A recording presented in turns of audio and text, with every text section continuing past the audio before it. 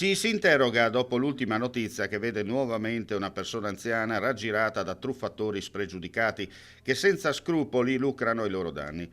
A Cervignano del Friuli, un anziano di 85 anni, vittima di una truffa da 200.000 euro, versati direttamente a una società di investimenti, risultata del tutto inesistente.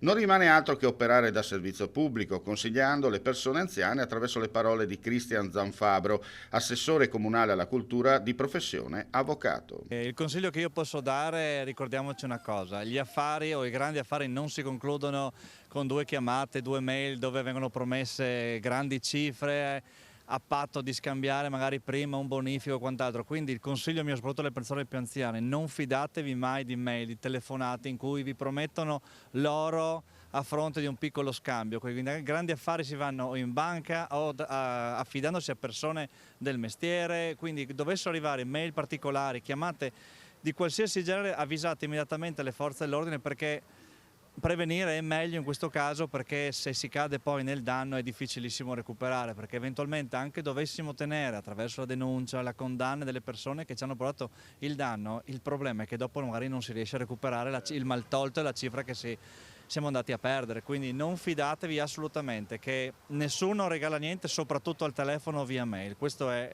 il consiglio che io posso dare.